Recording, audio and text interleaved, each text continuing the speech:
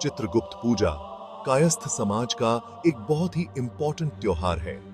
यह हर साल कार्तिक महीने में शुक्ल पक्ष की दूसरी तारीख को मनाया जाता है। इस दिन भगवान चित्रगुप्त की पूजा पूरी श्रद्धा और भक्ति से की जाती है। चित्रगुप्त पूजा का रिलीजियस महत्व बहुत ज्यादा है। यह पूजा हमें अपने कर्मों के प्रति सचेत रहने का संदेश देती है।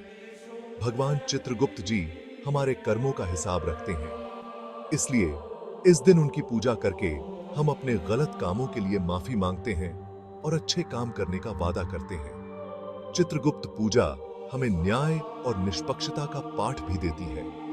भगवान चित्रगुप्त जी बिना किसी भेदभाव के सबके कर्मों का हिसाब रखते हैं। वे न्याय के देवता हैं और हमें भी उनके बताए रास्ते पर चलते हुए हमेशा सच और न्याय का साथ देना चाहिए। यह त्योहार हमें लिखने की कला और ज्ञान के प्रति भी प्रेरित करता है। भगवान चित्रगुप्त कैसे पैदा हुए, इसके बारे में कई कहानियां प्रचलित हैं। एक कहानी के अनुसार भगवान ब्रह्मा जी ने दुनिया बनाने के बाद मनुष्यों के कर्मों का हिसाब रखने के लिए एक देवता की जरूरत महसूस की। तब उन्होंने अपनी तपस्या से भगवान चित्रगुप्त को प्रकट किया। भगवान चित्रगुप्त ब्रह्मा जी के मानस पुत्र माने जाते हैं। उनके हाथों में कलम और किताब होती है, जिसमें वे सभी मनुष्यों के कर्मों का हिसाब लिखते हैं। एक और कहानी के अनुसार भगवान शिव और माता पार्वती ने भगवान चित्रगुप्त को पैदा किया था। भगवान चित्रगुप्त को धर्मराज यम का सहायक भी माना जाता है। यमराज मृत्यु के देवता हैं और जब कोई व्यक्ति इस दुनिया से चला जाता है तो भगवान चित्रगुप्त द्वारा लिखे हिसाब के आधार पर ही यमराज उसे स्वर्ग या नर्क भेजते हैं। चित्रगुप्त पूजा करना बहुत आसान है। इस दिन लोग अपने घरों में पूजा स्थल पर भगवान चित्रगुप्त की मूर्ति या चित्र रखते हैं।